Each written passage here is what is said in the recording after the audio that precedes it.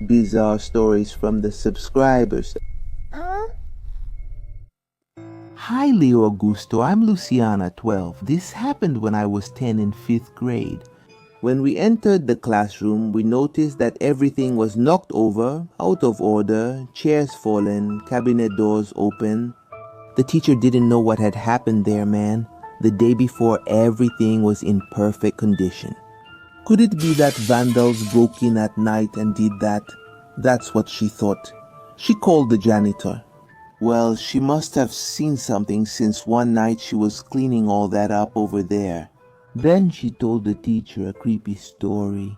Man, she was on the night shift cleaning everything to leave the school in perfect condition for the students who would come in the morning. The school where I studied had 2 floors. The janitor had already cleaned the first one and was on the second. While she was on the last one, something happened with dark hair. Bathroom. And looking at the bathroom, she saw a woman in white with dark hair looking at her. Terrified, she froze, waiting to see what would happen. She held her broom tightly, ready to defend herself from this strange intruder who was in front of her. The woman left and went to the rooms. She entered frantically, one after another. It seemed like she was wet because she left a trail. After a while, that woman wandering around the school, she went back to the bathroom and the janitor only heard the toilet flush. After that,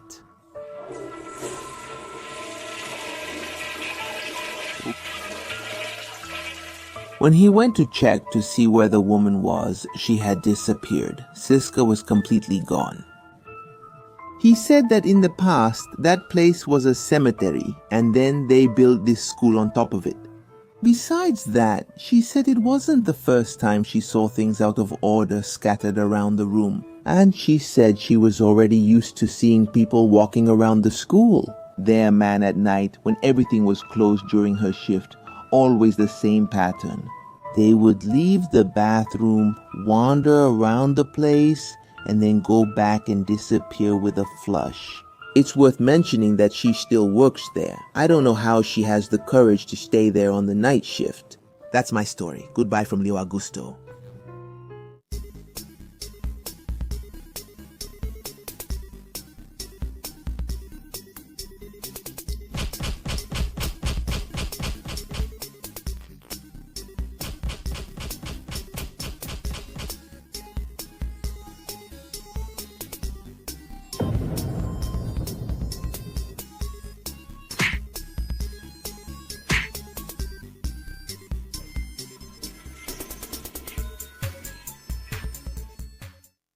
My name is Giselle, I'm 12 years old, and I live in Fortaleza, Ceará.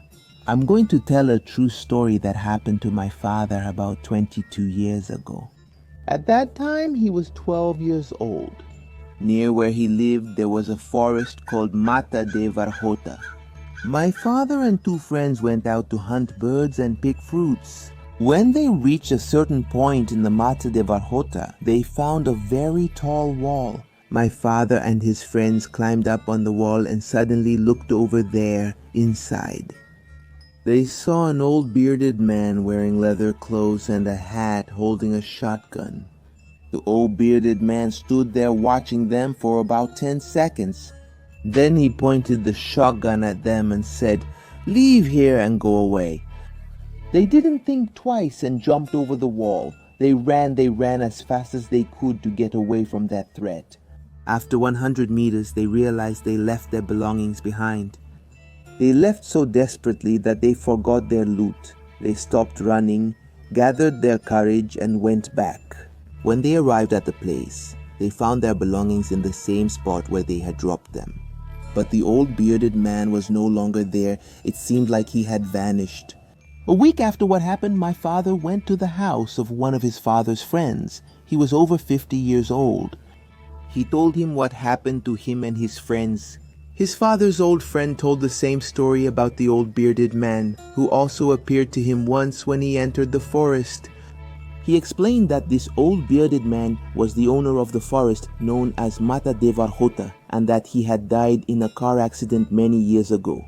My father was frightened when he found out he had seen a ghost. That same old bearded man appeared again to some of my father's colleagues in 2017. Coming out of a thorny forest with his shotgun in hand, asking them to leave. This story is real. It happened to my father, Leo Augusto. Thank you very much for reading my story. Hi everyone, my name is Denis, and today I'm going to tell a story that happened when I was dating a girl from school. It turns out her parents didn't like me. They got angry when they found out about our relationship. But one day they decided to invite me over for dinner at their house as an opportunity to get to know me better, right? I arrived at their house and to my surprise, the main dish was fish. The problem is that I hated fish, man, but I didn't want to refuse my in-laws' food. And that's when things started to get weird. While I was trying to hide my discomfort eating fish, suddenly I saw the fish talking to me. Yes, the fish was staring at me and said, "Dennis, are you really going to eat me, man? You know that when I hit your stomach, I'm going to mess you up, right?" I was perplexed, but I kept eating. However, after I finished the meal, I started feeling sick, man. I vomited all over my girlfriend's face and everyone at the table. It was a total disaster, man. Without thinking much, I ran out of their house, trying to forget what had just happened. Days went by, and I started to feel discomfort in my throat, but I ignored it until I noticed my throat was getting swollen and inflamed. When I swallowed saliva, I felt an unbearable pain. That's when I found out a fish bone had gotten stuck in my throat, lodged right there. Moral of the story: never underestimate the power of a disastrous dinner. And of course, be careful when your food talks to you. I guess I was so nervous that day I started seeing things. Man, who knows, right? Oh, and after that day, our relationship was over. Guys, I just released another comic in the store, Cartoon Cat vs. Siren is a story that takes place in a land destroyed by these bizarre creatures and shows the battle between these two titans. Who will be the winner of this battle is the big question we all want to know. And if you don't know, there's a story about Leo and Grandma on an adventure against the forces of evil.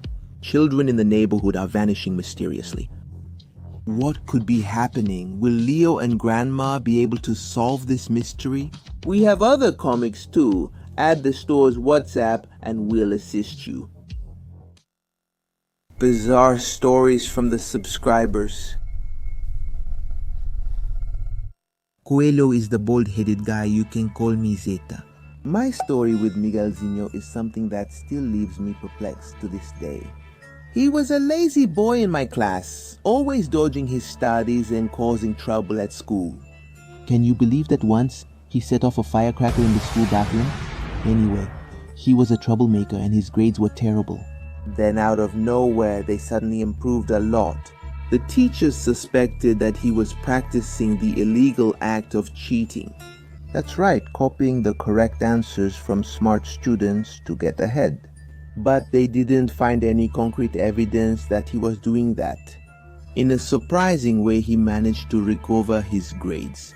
As his classmate, I just couldn't believe it. How could someone so uninterested in studying suddenly get such high grades out of nowhere? In one of the exams, I sat a little behind him to observe, but I couldn't see anything suspicious. Maybe he had something written on his hands, I don't know. Before, it was just zeros and twos, right? Terrible grades, and suddenly there were nines and even tens. What? Surprise! I asked him what the secret was to getting good grades. That's when Miguelzinho mentioned someone named Simmons who was helping him. However, there was no student with that name at the school. Could it be some kind of tutoring? And is his teacher's name Simmons? So he said it was a spirit found a few weeks ago in the abandoned yard at the back of the school. He also said that Simmons was a former student who loved the school. Even after he died, he stayed there wandering around, right, man? Here's how those two worked. While Miguelzinho took the tests, the spirit would visit the smart students and pass the answers to him. That way he wouldn't raise any suspicion and could keep his high grades. Over time, I noticed that Miguelzinho was visibly thinner and paler, but his grades remained perfect. I thought he was crazy and had some kind of problem. I didn't believe that nonsense. He managed to pass the year, but the following year, he simply didn't come back anymore. According to family members, they said the boy had health problems and passed away. Well, if the story he told was true, I believe that this supposed help to get good grades didn't come without a cost. The spirit seems to have taken the boy's health, leaving him in an irreversible state. Miguelzinho's story is a grim reminder that many times the easiest solutions can come at a high price. So thank you for selecting me. Leo Augusto. Hi, Leo Augusto. My name is Livia and I am 14 years old. This story happened to me when I was 9. My grandfather had recently passed away from old age, and I went to my grandparents' house to see how my grandmother was doing. It can't be easy to lose a loved one, right? I was a very curious and adventurous child. So I went to the dining room, which was empty and had no one in it.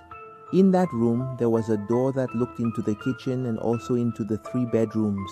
When I started walking around the room, I saw a shadow coming out of the kitchen and heading toward my grandmother's bedroom.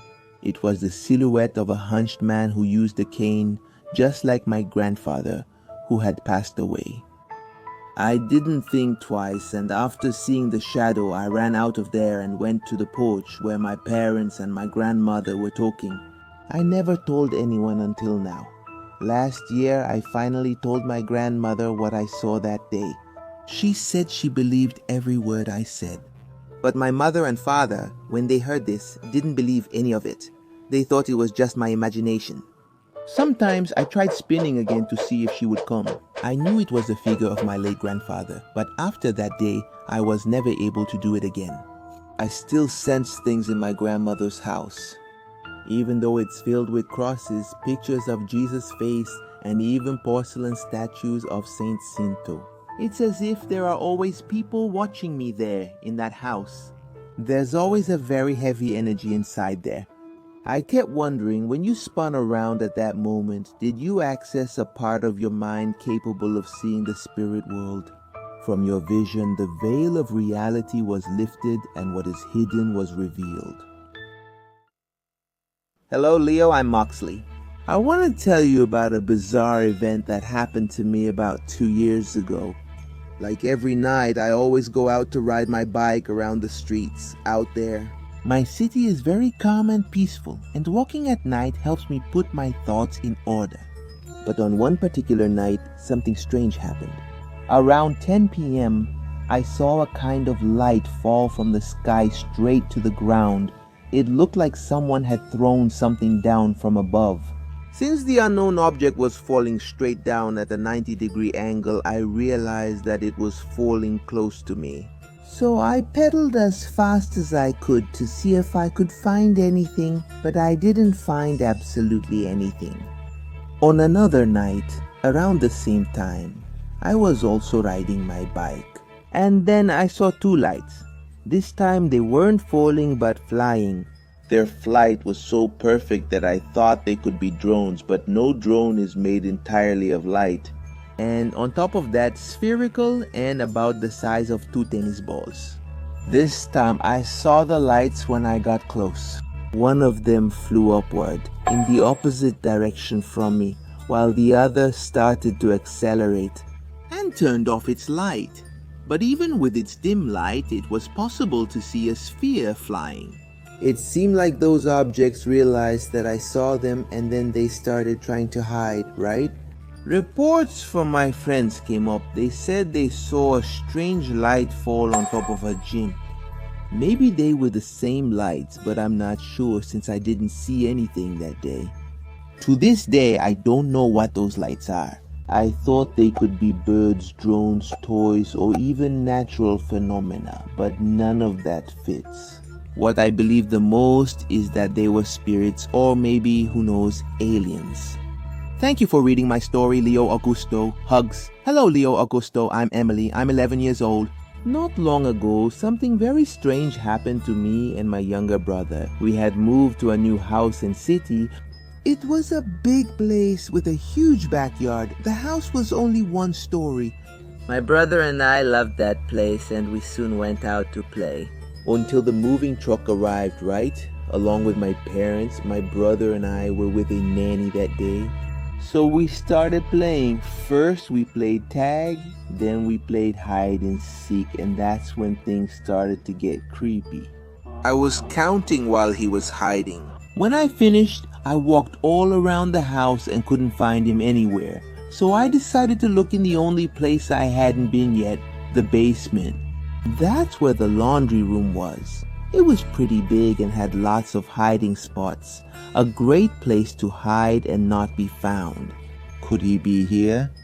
While I was looking for him, I marked a possible hiding spot for me to use. When it was his turn to count while I was walking, the washing machine turned on by itself. I went to check it out scared, When I was near it, I heard him coughing.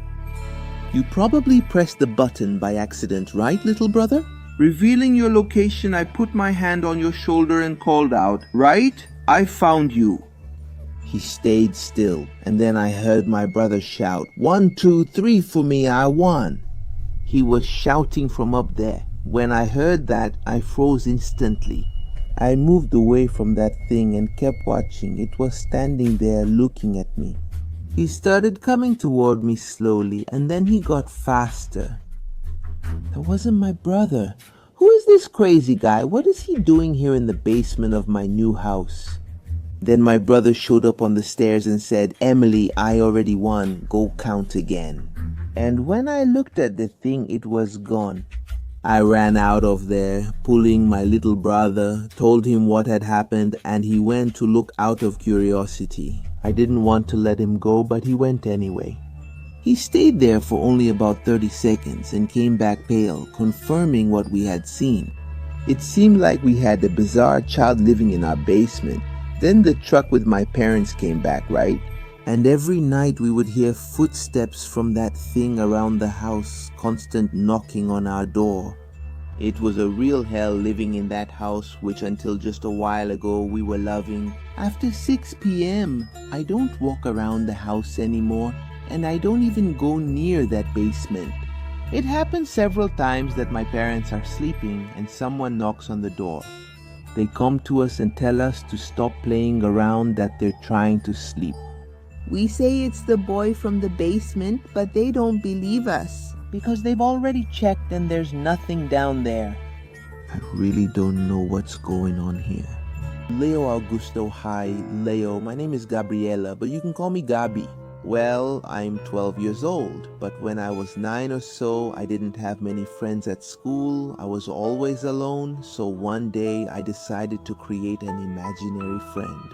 Her name was Lisa. I couldn't see her, but I just pretended, right, that she was there next to me.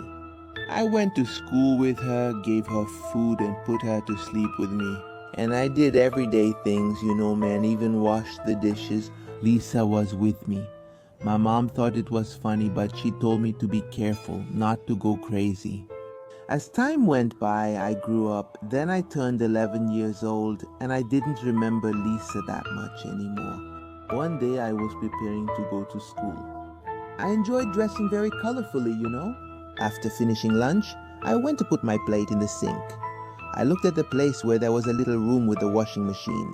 And there I saw a girl with long black hair, jeans, and a black shirt.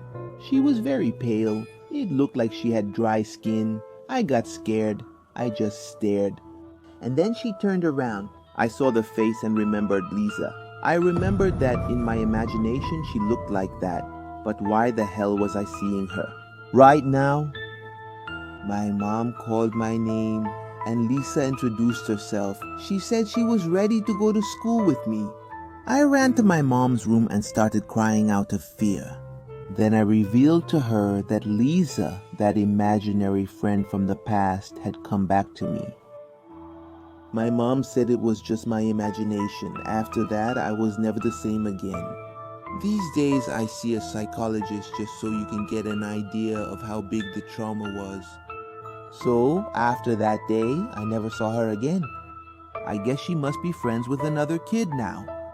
That was my story. Leo Augusto, thank you very much for choosing me.